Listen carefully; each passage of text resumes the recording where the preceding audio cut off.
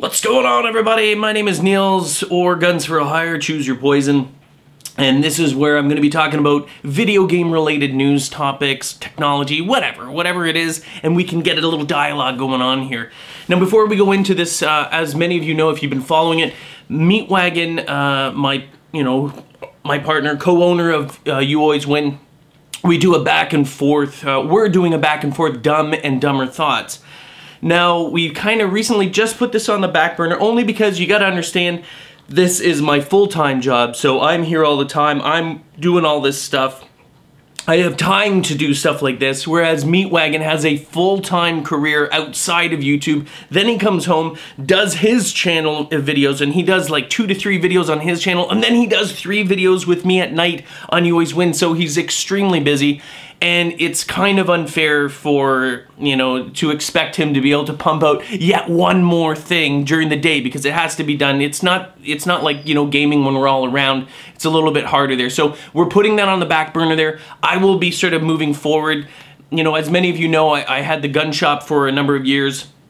And I'm used to doing vlogs. I'm used to talking about it. I'm comfortable doing it. I like talking about it. I like getting a dialogue going. So I'm going to continue doing them and trying to do them. No guarantee, but trying to do them on a daily basis. Hopefully in the morning, something for you to listen to maybe on the way to work, on the way back from school, whatever. Just, a little dialogue so we can have a conversation going.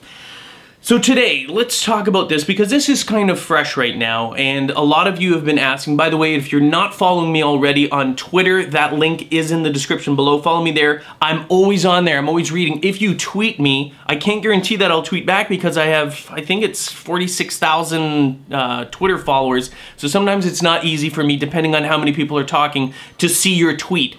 Or to respond to your tweet, but I do see them, and I read every single one of them whenever I can, and I watch that from the moment I wake up to the moment I go to bed. I am constantly watching Twitter. So if you want to communicate, you got a question, you just want to say hi, that's the place to go. Or Facebook, if you're on Facebook as well, you can do that. That link is below as well.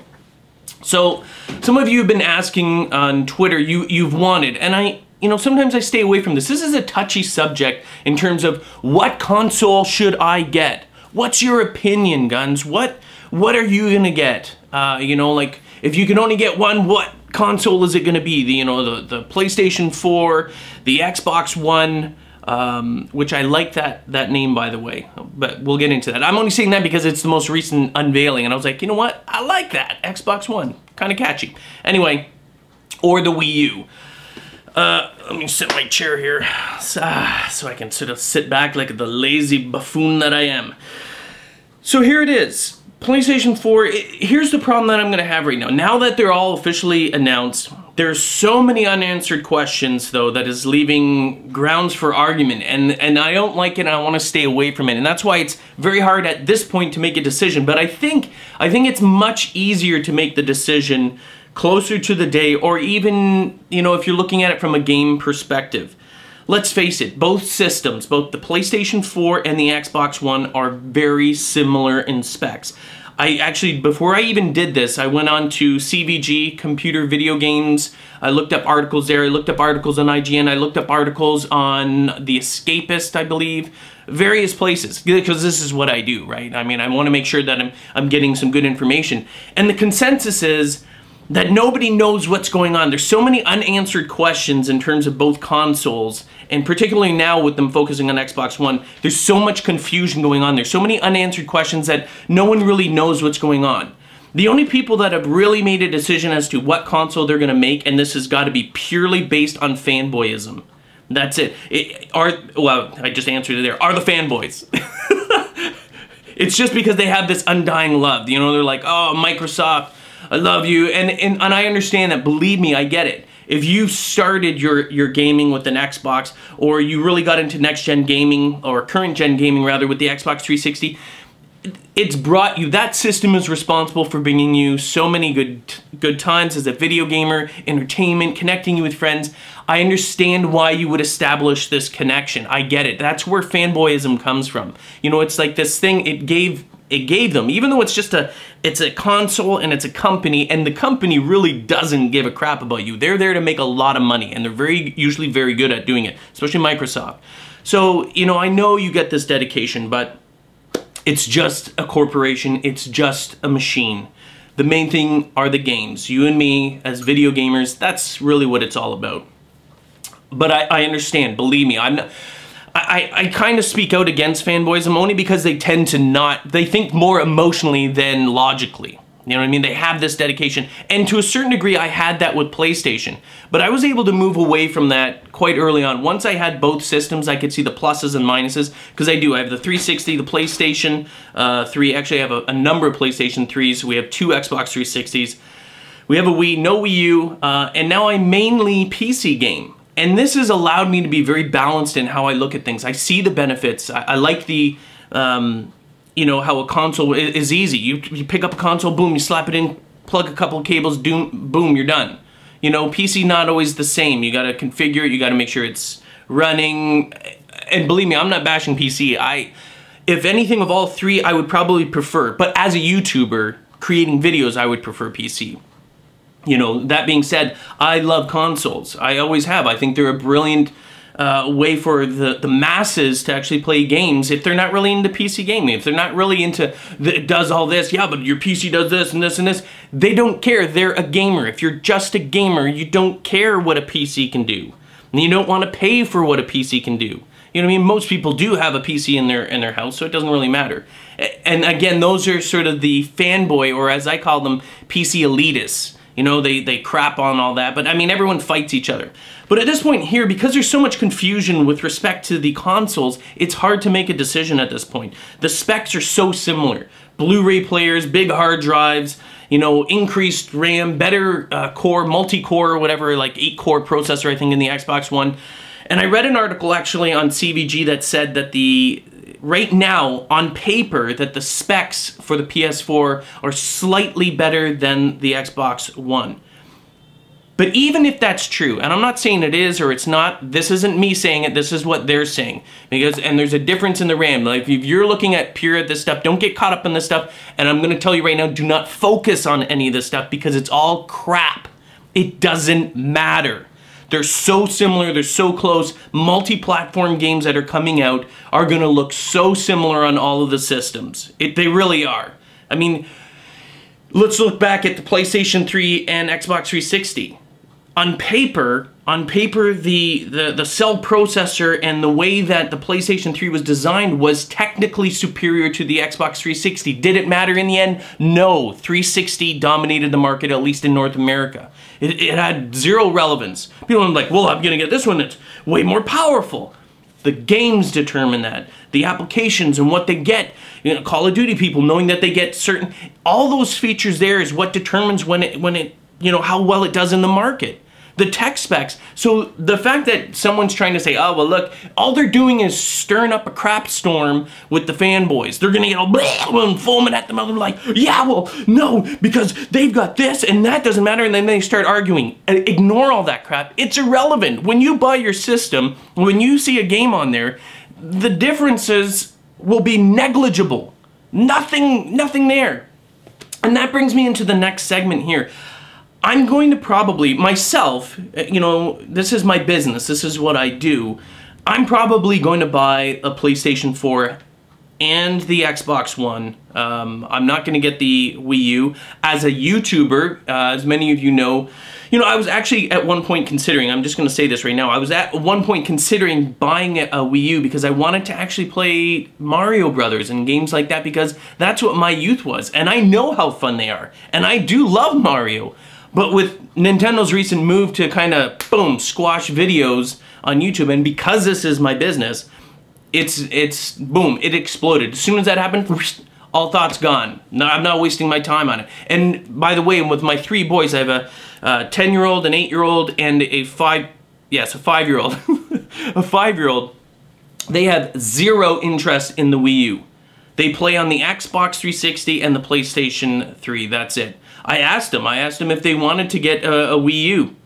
No interest in it. I show the games. No interest in them. But to each their own. You know what I mean? Like, I would have justified that, and maybe I could have played some. I'm like, oh, hey, you guys really want one? They're like, no. I'm like, oh, okay. You know, I didn't want to actually play them, but that's the way it is. So here's the thing, though. In both reveals, I'm going to be quite honest with you, I don't think that technology, for some reason, You know, there may be more shaders, and this is something that I was, you know, being a first-person shooter, playing games like Battlefield or Call of Duty, where it's not just about the movement, but you want a certain level of realism. You know, people always say, oh, graphics mean nothing, graphics mean nothing. I say that's poppycock. That's absolutely garbage, because they do mean something. It's not that it's the focus point of certain games. Like Super Mario doesn't rely on realistic graphics. We don't need to see him as like a human boy, like Pinocchio. Like, oh my God, Mario's an actual person now, and you can see him and interacting in this realistic world. That wouldn't go well. But in terms of the increase, what is it they call polygons? It makes Mario pop more. It makes him look like a smooth animated pixel, you know, what is it, pixel films or whatever. It makes it look better. It makes it look like more like a cartoon rather than the video game, but holds that colorful and has nothing, and it takes away nothing from the game itself, the play, you know, the gameplay and how it feels, but it adds to the animation and the colors and how rich they are. That does add to it, and that's part of the graphics. Whereas games like Call of Duty, you know, you want to have the same feel. If it changes the way the game feels, like, you know, they always say 60 frames per second in Call of Duty and super fluid and fast, like arcadey type feel, but they can increase how realistic it looks, I personally feel it adds to that type of game. A military simulator meant to simulate real life sort of military involvement or, you know what I mean, activities. You know, you want a certain level of realism. If it's all blocky and unrealistic, it just doesn't feel the same. But if it's, you got dust flying up, and that's why they're always showing you that lighting and angles and particles and all that crap there, because it adds to that type of game. So, you know, discounting, I see way too many people discounting graphics. But on that note, you know, I watched the Xbox One reveal, as many of you probably did as well. And I've got to say that I wasn't really that impressed with it. And the same goes with the PlayStation 4. I almost feel like we're not that far forward at this point. And to justify, you know, saying, wow, look at this next-gen hardware, because they talk about the graphics card, they talk about how much more powerful it is, and then I see the games and I'm like, it looks in my opinion, it looked very similar to current-gen systems. And I wasn't blown away by it. I'm like, oh, but look, there's more pores on his nose. You know, he's got an extra scar on his cheek and there's some light on it. I'm like, you're not gonna see that when you're in the middle of a game. When you're actually in the middle of playing a game, unless it's a cutscene, maybe you'll see that. But overall, I don't know, it didn't impress me. But here's why I want, and I still want these new, you know, next-gen consoles coming out. Because what it does is it infuses energy into the developers. It says, okay, you know what, it is slightly more powerful, and now the Xbox actually has the Blu-ray. The multi-platform games aren't going to be just limited to a dual-layer DVD, which they are in the Xbox 360. That can hurt for production. Remember, more stuff being produced in discs costs more money. I know it's just a slight amount, but those are factors. And when developers are making things, they got to think, okay, how are we going to fit this game? What are we going to cut out and make it fit onto a dual layered DVD? You know what I mean? Now they don't have to do that. Now they got 50 gigs, which is dual layer Blu-ray, which is good. But I'm more interested in seeing the new IP. So this is really what's going to, you know, should make you think, what am I going to get? In terms of friends, oh, I hear that argument too, and quite honestly, I'm going to say crap. You know what I mean? How often, unless you play with your friends, you have this one best friend, and every single night, that's all you play with. That's the only person you ever play with, is that one person. So that's why you're getting the system, because you got no friends else in the world. And I'm not making fun of you, even if that is your case. I'm saying that would be the only reason. Because I hear that argument as well, saying, well, you know what, you play where all your friends are. Garbage. Most of my current friends online, everyone, including even Meatwagon, were random. I never knew them before. I never knew any of those people before, but you met them online. And you're going to do that regardless if you're friends at school, who you may end up getting a fight with, who you may move away from, who you may not actually game with. But I don't think that's a reason. I don't think that's a valid reason to buy one system over the other. As a gamer, you owe it to yourself to buy the system for games that are more appealing to you. And I'm talking about the exclusives. are Halo. You know, if you're a Halo fan, you're not even having this discussion. This discussion is a waste of time because you've already made up your mind. There is no decision to make. You're getting an Xbox One. Halo fans are crazy diehard fans, and I'm sure there are other people like that for PlayStation as well. There's something there that they're like, you know what, I don't care. I don't care what they come up with. I need to see the next version of this particular game for the PlayStation, and I'm gonna get the PlayStation 4 no matter what. It happens on both sides.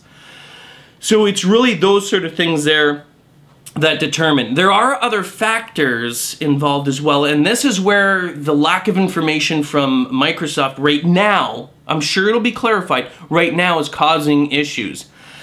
And I read people's Twitter responses, which they're obviously reading one article, not many articles. And then the vice versa, the other people are like, oh no it does, or no it doesn't. No it does, look at this article. You've got to go across, like if you're gonna talk and you're gonna debate, you need to make sure that you're looking for multiple sources. Don't just find the one thing that supports what you're thinking and ignore all the other ones that contradict it, because that's not smart debating. You want to be able to debate that. And I'm not saying that I'm a smart debater, but this is, I'm used to doing this. I'm used to looking it up, because believe me, when you do news and you say something wrong, they come out. They come out of the internet, they start tearing you and clawing you apart. So a big issue for some people is the used games thing. You know, they're saying, oh no, there's going to be no fees, we're not going to stop it from playing used games, and then other places are like, well, there's going to be fees associated with it. And those fees essentially will bring the cost of your online gaming experience or your playability experience for that single player game, will almost bring it up to the same price as a retail version, like a new one. And they're like, what? That's a little crazy. And this is something that was discussed way before the Xbox One reveal. There's no clarification on it. Xbox or Microsoft has not really said, no, here is the official statement. There's no official statements. These are interviews with different social media outlets, different, you know, online gaming places. And the answers are similar, but there's slight differences that are causing mass confusion. We're not getting an answer. And here's the thing. That actually blends into this always-on internet situation. Does the Xbox One always have to be connected to the internet? Some places saying, no, it does not always have to be. And they're like, oh, thank God, you know. And then some of you tweet me, no, it doesn't. No guns, it doesn't always have to be on. And then I read several other articles that say, no, it doesn't have to be on just once every 24 hours. Okay, so the original statement is quasi-true, but what you did was you picked a tiny bit of information, but you didn't read the rest of the paragraph. It doesn't have to always be on, but once every 24 hours. And again, we're not getting an official statement. These are interviews with other places, like The Escapist, CVG, IGN, and this is why there's mass confusion. No, it doesn't have to always be on just once every 24 hours. So even for single player games, I'm not talking about multiplayer, I'm talking about if they're single, and some people are like, well, I have an issue with that. What if I want to take it up to my cottage? What if I want to take it on the road in an RV or take it somewhere with me? And some people do. I don't think they're like huge masses, but, you know, it causes issues. Is it a groundbreaker? Not really. If you're watching this right now, unless it's on a mobile phone, and even if you're on a mobile phone, I don't want to hear the excuse of like, yeah, but I'm watching it on mobile. Tell me that you don't have internet. I mean, most of you, if you're watching this, it ain't gonna be a problem. You're hooked up to the internet. This shouldn't be an issue. It's just something to argue and complain about. And if you're a PlayStation fan, you'll be like, it doesn't matter. And you'll come up with all these crazy excuses as to why it's such a huge deal when, you know, for people like me, I don't really care. Once every 24 hours, great. But it is kind of a pain in the butt for the used game. But that's a whole business issue there. I'm not concerned about that. If you buy a lot of used video games, that's going to determine whether or not you're going to get it. Because if it turns out that Xbox is doing that, you know, you make sure that PlayStation, because we don't have a lot of information on the PS4 either. They could ramrod you on used games as well. You know, again, these statements are released. They'd be like, oh, no, we're not going to do that. But we've got months before it's officially released. And a lot of things can change. A lot of things can change legally. Because while they're saying, oh, no, nothing's written on paper. It is not legal. It's not binding. It is not official until they give an official statement. You know what I mean? Like, this is the official document. This is what's going into the PlayStation. This is what's going in the Xbox. Until you see that, it's not official. So this is not an easy decision. And I'm going to say this. It was one comment, I can't remember where I read this, and maybe someone, it was one of you on Twitter that were following me, and I don't mean to insult you, but your Twitter response as to why you're going to buy the Xbox One, this is a great example of a fanboy comment. I believe they start off, this is a classic fanboy move. I'm not a fanboy, but they always start off, the fanboys usually always start off saying, I'm not a fanboy, which is hilarious. That's almost a dead giveaway whenever that happens. I'm not a fanboy, but, you know, in the Xbox reveal, they actually showed the console. It was a console reveal and they actually showed the console. I'm sold, that's what I'm getting. Brilliant. So his justification for choosing one over the others because Xbox actually showed this box where you jam a disc in. You're like, oh, so that's where the disc goes in. So the disc goes in there and they're showing me that this box thing here, that's the actual thing where I'm gonna put my discs in, then that's the one I'm getting. That's got a slidey thing. I can see it. I know what it looks like now. And because I'm so familiar, it's like we're becoming friends now. I'm like, oh, I can see you. That's why I'm gonna choose you. I don't care about the games or the features. I can see where the disc goes in. Xbox, you got yourself a new purchaser, all right? Anyway, I read that, I was just like, oh my God. I'm not a fanboy, but don't be a fanboy. You know what, think logically. And don't worry about, and don't get caught up. A lot of YouTubers will probably try and sell you on what they feel is important, like this direct connection, being able to upload to YouTube and everything like that.